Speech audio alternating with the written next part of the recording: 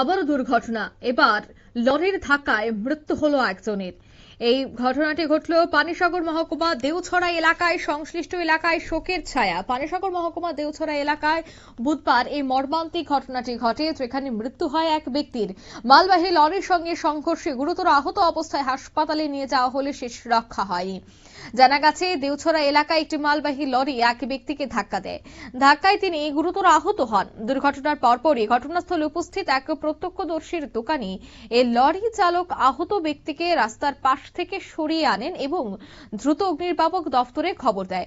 খবর পেয়ে অগ্নিনির্বাপক দফতরের কর্মীরা ঘটনাস্থলে পৌঁছে আহত ব্যক্তিকে উদ্ধার করে নিকটবর্তী হাসপাতালে নিয়ে যায়। সেখানে চিকিৎসাধীন অবস্থার কিছুক্ষণ পরে ওই ব্যক্তি মৃত্যুর কোলে ঢলে পড়ে বলে হাসপাতাল সূত্রে জানা গেছে।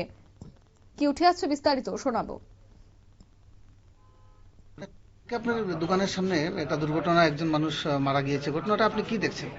আমি তো দোকানে যাবনা নিয়ে বাইরে ফেলাই নিয়ে যাব, তো তখন একটা গাড়ি দাঁড়িয়েছে, ওরা কই যা দাঁড়িয়েছে পরে একটা আওয়াজ শুনছি, পিছন থেকে একজন মানুষ, আমি চিনি জান রে, আমরা গ্রামের হই, তখন হয়েছে অ্যাক্সিডেন্ট হয়েছে। তো পিছনে আমি 2 জায়গায় সরাইছি, আর এই আমি ড্রাইভার যা তাই নামছে না, সাহায্য করে 2 জন সরাইছে, বাস পুলিশের গাড়ি পাইছি, তো আমরা দাঁড়া করেছি, ফায়ার সার্ভিস হয়েছে।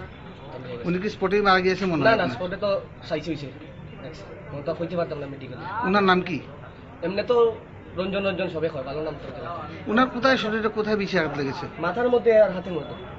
উনি অ্যাকচুয়ালি কে এখানে কোথায় এসেছিলেন? তো কইতে পারলাম না, তাই তো এদিকে তো নাই, এদিকে দেখা যায়, এদিকে বোধ হয় টাইট আছিল, তখনই ঘটনাটা ঘটে না? তো ঘটনার পর কি চালক পালিয়ে গিয়েছিল নাকি আপনার সাথে সাথ দিয়ে?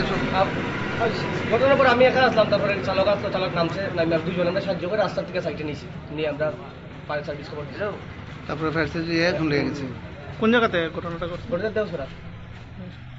এবং গাড়ির কি মানে চালক যে বা গাড়ি যে এটা কোন জায়গায় জানা গেছে? না, এটা তো বুঝতে পারতাম না। আপনারা শুনলেন তাদের এই বক্তব্য। পুলিশ জানিয়েছে ময়নাতদন্তের পর রিপোর্ট বেরিয়ে আসবে এবং পরিবার পরিজনদের হাতে তুলে দেওয়া হবে মৃতদেহ। পাশাপাশি প্রত্যক্ষদর্শীদের বক্তব্যের ভিত্তিতেই ঘটনার পুনর্গঠন করার চেষ্টা করা হচ্ছে। নিয়ে নিচ্ছি ছোট একটি বিজ্ঞাপন বিরতির সঙ্গে থাকুন।